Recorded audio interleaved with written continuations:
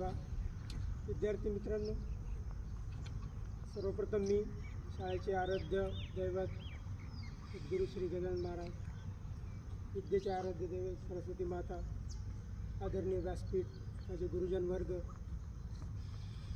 आणि माझ्या प्रिय विद्यार्थी मित्रांनो, आज आपण आषाढ महिन्यातील पौर्णिमा हा दिवस गुरुपौर्णिमा म्हणून साजरा करत आहोत. तर जर विचार केला तर आपली जी भारतीय संस्कृती आहे, सर्व विद्यार्थ्यांनी सांगितलं की गुरुला खूप महत्त्व आहे. या जगामध्ये खूप साऱ्या संस्कृती होऊन गेल्या, जवळजवळ 47 ते 48 प्रकारच्या संस्कृती या पूर्ण पृथ्वीवर होऊन गेल्या. पण काळाच्या पडद्याआड त्या काय झाल्या, गडप झाल्या. फक्त एकमेव आपली जी भारतीय संस्कृती आहे ती मात्र आजही जिवंत आहे. आजही आपण ती संस्कृती आपण फॉलो करत आहोत. ग्रीक संस्कृतीसारखी महान संस्कृतीसुद्धा काळाच्या पडद्याआड लुप्त झाली.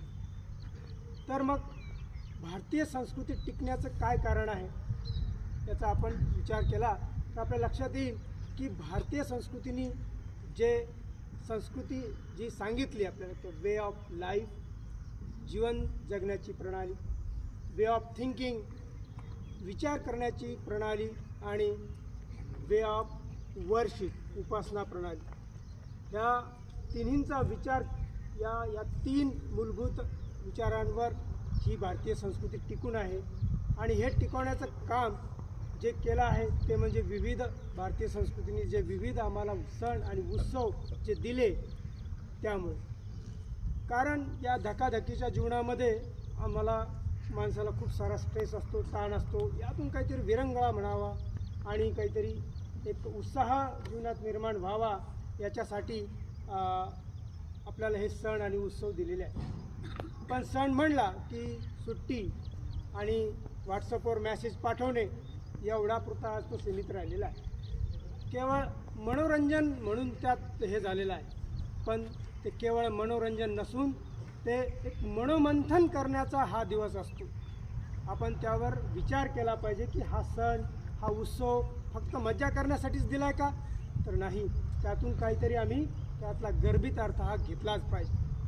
तसाच हा गुरुपौर्णिमा. गुरुचं महत्त्व अनन्यसाधारण आहे. आत्ताच सर्व विद्यार्थ्यांनी खूप काही माहिती आपल्याला गुरुबद्दल सांगितली. पण थोडासा इतिहास जर बघितला तर गुरुपौर्णिमा हा व्यास पौर्णिमा म्हणून देखील आज साजरा केला जातो. मग व्यास